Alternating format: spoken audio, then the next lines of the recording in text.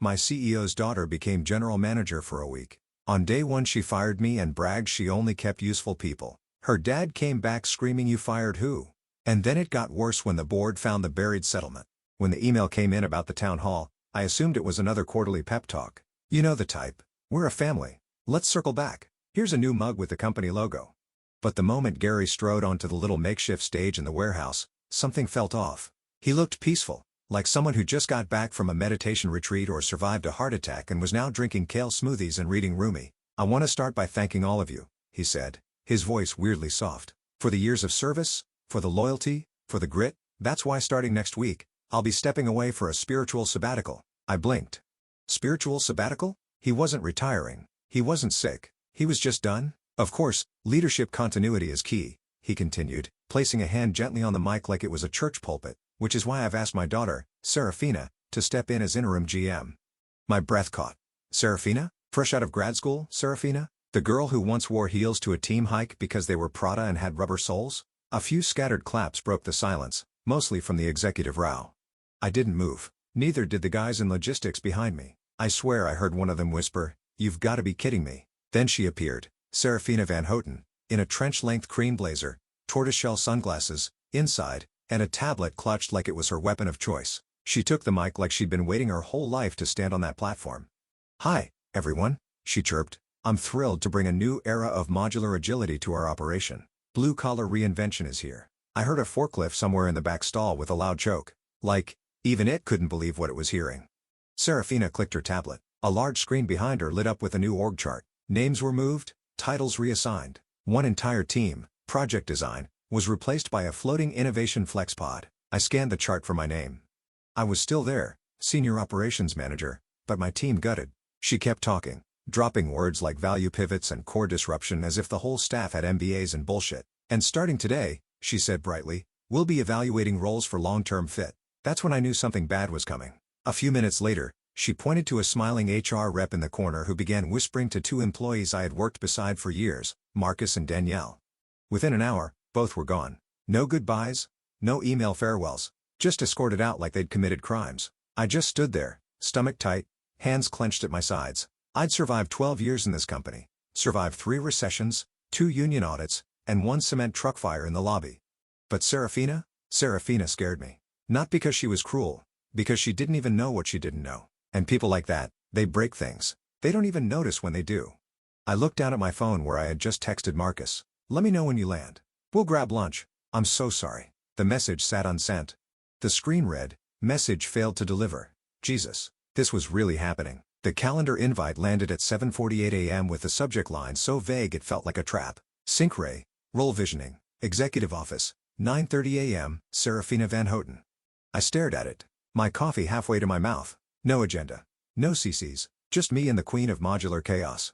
By 9:25, I had convinced myself it was about reassignments, a title shuffle, maybe a new reporting structure I need to decode for the ops team. But the second I walked into the executive suite and saw her, I knew. She was perched behind Gary's old glass desk, legs crossed like a CEO on a photoshoot break. Her tablet was open, not on financials, not org charts, but a pastel swirl of color palettes, sage green, mauve, something called urban dusk. She didn't even look up. "Lorna, come in. Close the door, would you?" she chirped, as if we were about to review a Pinterest board, not dismantle a life. I closed the door slowly, my throat already dry. Serafina took a sip of something frothy and pale from a mason jar. "Matcha mushroom collagen infusion," she said, tapping the straw. "You'd love it or not. Anyway, let's sync." I didn't sit. "Before you say anything," she said, setting down her jar and flicking her screen to some kind of cascading chart, "I want to thank you. You've clearly done a lot for the company historically. Historically." She smiled brightly, all teeth and zero understanding. "But the thing is, we're pivoting structurally. We're leaning out ops and aligning more with vision-based leadership.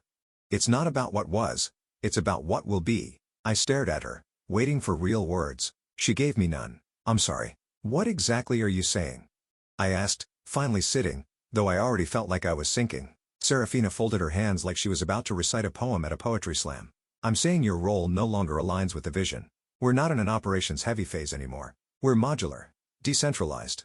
The future is frictionless." My ears rang. 12 years through layoffs, reorgs, an actual gas leak that shut the yard down for 3 weeks, and she was firing me with buzzwords and a beet-colored smoothie.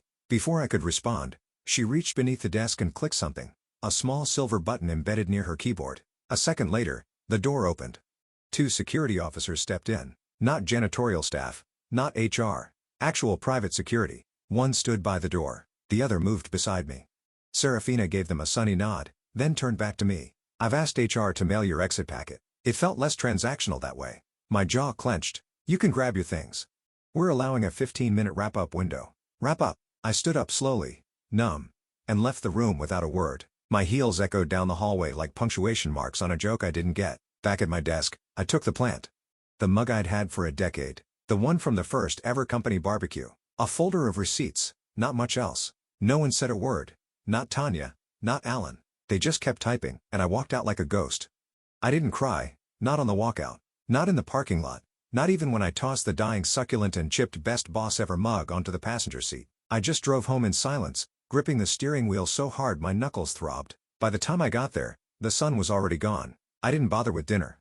I didn't even take off my shoes, just sat on the couch in my work clothes, jacket buttoned, badge still clipped to my lapel like some kind of cruel joke. 12 years undone in 12 minutes. The living room was dim, except for the glow of the porch light outside and a blinking red light from the router in the corner that had been glitching for weeks. I stared at nothing, at everything. At the crack in the ceiling, I kept meaning to patch, at the framed company photo from the annual build-a-thon, still crooked on the wall. Then somewhere around midnight, I moved. Not out of hunger or anger, just instinct. I went to the kitchen, pulled the step stool out from behind the trash can, climbed onto the counter, and reached into the dusty cabinet above the fridge, the one labeled seasonal. Behind the holiday trays and emergency candles was the thing I hadn't touched in years, a battered black laptop in a neoprene sleeve. I'd labeled it break glass. Back then, I thought I was being funny. But now the joke felt different, almost prophetic. I plugged it in at the kitchen table. It whirred to life slowly, like a thing waking from a coma. After some fighting with the Wi-Fi and an outdated security patch, I was in. The folder was still there. Red font, all caps. Do not open unless you're done. I clicked. Inside, subfolders labeled by year, screenshots, expense reports, discrepancy logs. That time Gary billed the company for a client spa retreat that turned out to be a weekend with his third wife. That vendor contract resigned with 0 review. A memo Serafina once accidentally emailed me about gutting compliance bloat. Every item had a date, a paper trail. Not revenge, not even spite, just insurance. I opened a new tab and typed in the name. Trisha Kendall, Audit Committee, Forensic Accountant, still on the board last I heard. They used to call her the Blade for how surgically she took down financial fraud. I drafted a short email. No name. No sender. Just a masked account routed through an old firewall breach I kept for emergencies. Subject, break glass attached. A ZIP file. Body, just one line. They thought no one was watching. I hit send, closed the laptop, then I sat back, still fully dressed. And for the first time that day, I smiled. Serafina strutted through the break room like it was a runway, flanked by 2 advisors she'd flown in from a branding firm in LA. One of them wore a linen suit with no shirt. The other had a men bun and used the phrase worker experience as a storytelling medium. I watched the all-hands recording from my kitchen table, sipping coffee like I was reviewing surveillance footage. The new HR director nervously nodded through a PowerPoint about culture cleansing. Someone in the background whispered, "What the hell does talent composting mean?" While they held brainstorming sessions with words like vibe scaffolding and visual oxygen, I was inside something much more real, the company's forgotten backend. A graveyard of old servers, dusty directories, and shared folders no one had touched in years. Turns out, Serafina never revoked my system credentials. Maybe she didn't think to. Maybe she assumed it had it covered, or maybe she didn't know those systems even existed. I logged in through an old VPN key buried in my cloud archive, and within minutes, I was wandering the digital halls like a ghost. No one saw me. No one remembered I had the keys. The buried folder was in a strange place, a mislabeled legal drive titled Q4 Vendor Reviews, Legacy. Deep inside, behind 6 subfolders and a corrupted zip file, was a lone PDF. Agreed terms. VM Consulting Group. Confidential. I opened it. At first, it looked like a vendor contract, generic language, scope of services. But then I saw the payout amount, $300,000. The vendor, VM Consulting Group. The description, organizational audit and wellness mediation. But there was no project ID, no matching billing and accounting, and no point of contact. Just an address, a P.O. box in New Jersey, and a tax ID tied to an LLC that didn't exist 6 months ago. My chest tightened. I cross-referenced the recipient ID with our 1099 logs from the prior year, and there it was. A one-time payout approved under Vendor Diversity Initiative, but I remembered that name, VM Vanessa Mayfield. She'd been the compliance director 2 years ago. She vanished suddenly. No farewell email, no LinkedIn update, just gone. Rumors swirled back then. Hushed voices about a senior VP, now retired, and a complaint that had gone away. The whole thing wrapped in legal tape and silence, except it hadn't gone away. It had been buried, paid off, and signed right there in the corner of the PDF by Gary Van Houten, dated 3 weeks before his spiritual sabbatical. There it was, the rot. I didn't hesitate. I created a new masked email thread to the board's audit committee and attached the PDF. Subject line, clarification requested. Q4 vendor payments, no name, no threat, no demand. Just one breadcrumb on a trail of firewood. Then I logged out of the system, deleted the VPN trace, and closed my laptop like a coffin lid. Let Serafina have her smoothies and mood boards. Let her advisors play dress-up with job titles. I was building something else, a reckoning, and it had just been invited to the table. Gary Van Houten stormed into the lobby at 8:13 a.m., 48 hours ahead of schedule. He didn't look like a man fresh from a spiritual sabbatical. He looked like a man who'd been handed a spreadsheet soaked in gasoline. The serenity was gone. The beard had been trimmed. His usual $1,000 loafers were covered in airport dust. He didn't wait for an escort. He didn't greet the front desk. He walked in like he owned the place because for most of his life, he had. "Where's Serafina?" he barked. The receptionist stammered something about a leadership alignment breakfast. Gary didn't pause. He shoved through the glass doors and headed for the executive suite. On the 8th floor, Serafina was mid-speech, smiling as she introduced Brody and Kyle to a room full of confused project managers. "These two are our transformation architects," she said, beaming. "We're decentralizing accountability and unleashing narrative capital." Then the door slammed open. Gary's voice boomed across the room like a wrecking ball. "What in the absolute hell is going on here?" The silence that followed was beautiful. Serafina's smile faltered, then returned like a reflex. "Dad, you're early." "Don't dad me." Gary crossed the room with purpose. "Why are there 12 unapproved vendor contracts in this quarter's spend? And why are 5 of them registered to a company with no IN on file?" Kyle took a half step back. Brody looked at the ceiling. Serafina blinked. "I've been driving strategic pivots," she said carefully. "Empowering agile ecosystems." "Cut the jargon," Gary snapped. "You're not at a panel in Brooklyn. You're running a construction firm." He pulled a folder from under his arm, slammed it on the table. The cover page, VM Consulting. "Payment authorization and terms." Serafina's color drained. "You signed this," Gary said. "You, without review, without legal. You signed a $300,000 hush payout disguised as vendor services. Do you even know what that is?" "I thought it was legit," she whispered. "It came from your approval stream." "I hadn't touched a contract in 2 months," he shouted. "You've terminated 47 employees. You restructured ops into a creative pod, and you gave 2 influencers control over budgeting software." "They're not influencers," she cried. "They're vision consultants. Where are they now?" The room turned. Brody's chair was empty. Kyle's seat sat pushed in, still warm. Gary looked around slowly. "Your advisors just disappeared mid-meeting." Serafina swallowed hard. "They told me you were played," Gary said, quieter now. "And because I trusted you, we were all played." Her hands shook as she picked up the folder. Her voice dropped to a tremble. "They said I could fix the culture, that I'd be taken seriously." "You signed off on a harassment settlement," Gary said, voice like concrete. "You approved a shell company tied to a competitor. You cleared severance packages for people who kept this place alive for a decade." Serafina's mouth opened, but no sound came out. He looked at her, really looked, and for the first time, he didn't see his daughter. "Just a liability." "You've done enough," he said. Then he turned to the room, adjusted his cufflinks, and muttered, "I want a full audit, and get the board on the phone." The damage wasn't done, but it was finally visible. The diner was half empty and smelled like burnt toast and too much lemon cleaner. I slid into the back booth just as a semi rolled past the windows, its roar masking my heartbeat. I didn't know if she'd show. Vanessa Mayfield hadn't been seen in nearly 2 years, not since she'd vanished from the compliance director role without so much as a goodbye. Some said she moved to Arizona.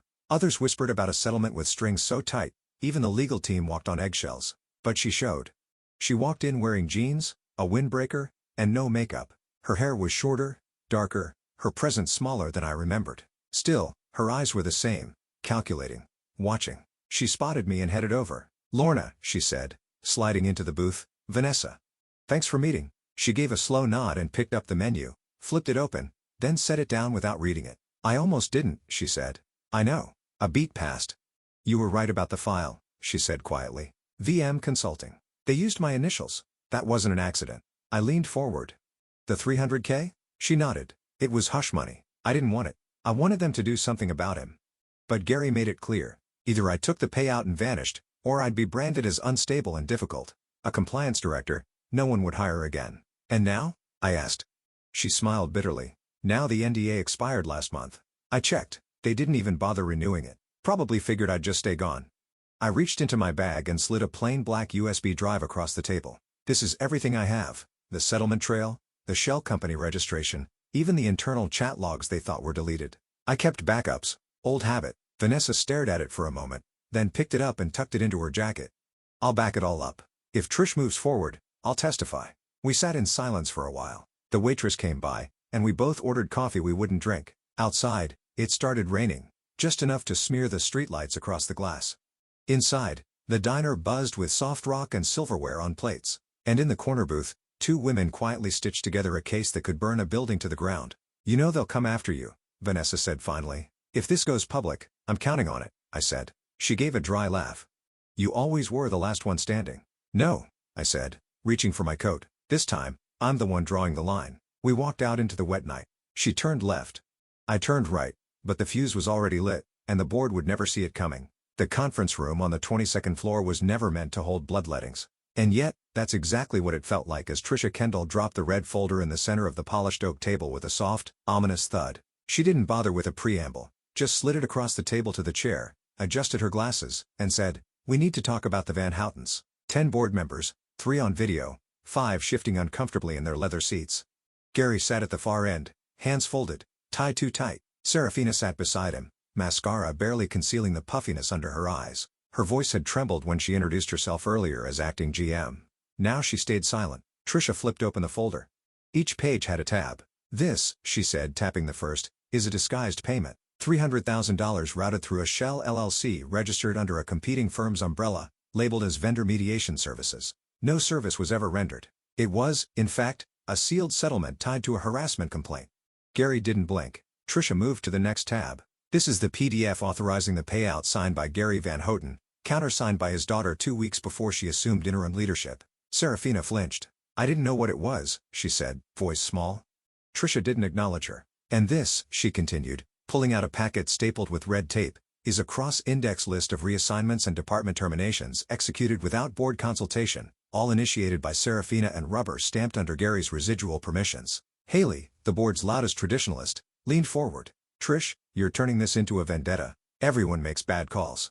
You're framing these like crimes?" "I'm framing them like facts," Trisha replied, calm and brutal. "Facts backed by invoices, server logs, and now first-hand testimony." The screen behind her lit up with a scan statement, "Vanessa Mayfield's, dated and notarized." The room went still.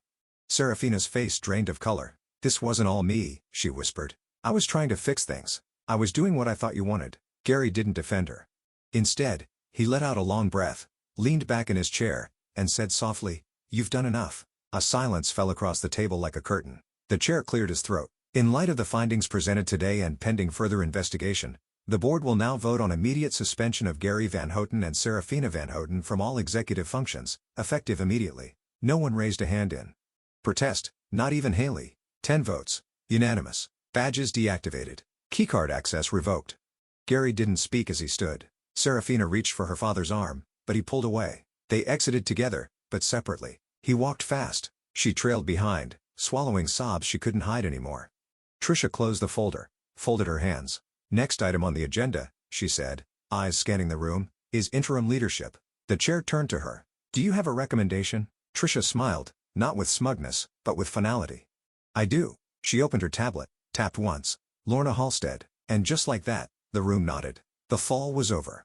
The rebuild had just begun. The internal email hit inboxes just after 6 a.m. Subject, Interim Regional Leadership Update from Board Communications to all staff. There was no ceremony. No photos. No announcement with bullet points or vision decks. Just one quiet line in the body of the message. Effective immediately, Lorna Halstead will serve as Interim Regional Director. She will report directly to the board. That was it. No mention of Gary. No mention of Serafina. No long goodbye or grateful for their contributions. Gary's name was buried in a legal disclaimer footer. Serafina's wasn't mentioned at all. By 8:02, I was back. I walked into the building wearing the same black blazer I'd been fired in. Same badge clip, new badge, the old photo, same face, but my eyes looked different now. Straight, still. Like someone who'd made peace with the fire. People noticed. They didn't say much, just stood a little straighter when I passed. Some gave nods. One of the electricians muttered, "Welcome home," as he held the elevator. I didn't respond, Not because I was trying to be cold, because I wasn't ready to speak yet. I hadn't spoken inside this building since Serafina pressed the buzzer and ended 12 years with a smile and a smoothie. The elevator dinged. I stepped out onto the executive floor. Gone were the flower carts and neon signage Serafina had installed as part of her brand refresh. The sliding wall of digital art was turned off, stuck on an unfinished slide of a slogan that read "Work but Reimagined." I passed the war room Kyle and Brody had once camped in, empty now, their whiteboard still littered with arrows and post-its, half of them spelling nonsense like narrative flow funnel and EQ scaffolding. I opened the door, pulled the plugs on the wall monitor, and shut the lights off. Done. Next, the Zen Alignment Lounge. I tapped in, stepped over 3 unused yoga mats, and shut down the aromatherapy unit. The smell of lemongrass and lavender clung like desperation. Then, finally, I stood outside the corner office, Gary's old one. The plate was gone. No one had replaced it. The door sat unmarked, closed, waiting. I rested my hand on the handle. 12 of fire drills, concrete pricing sheets, payroll audits, and hard hats in summer heat. 12 years of fixing what others broke and staying late so no one else had to. They tried to erase me with a calendar invite. Instead, I erased them with receipts. I opened the door, stepped inside. The desk was clean. The chair still creaked the same. I set my bag down, booted up the system, and with one click, I archived the remaining project labeled Elevated Modular Rebrand. Gone. Outside the window, the cranes were moving. The job sites were alive again. This time, they'd be run by people who knew the difference between a blueprint and a buzzword. I leaned back in the chair, not triumphant, just ready.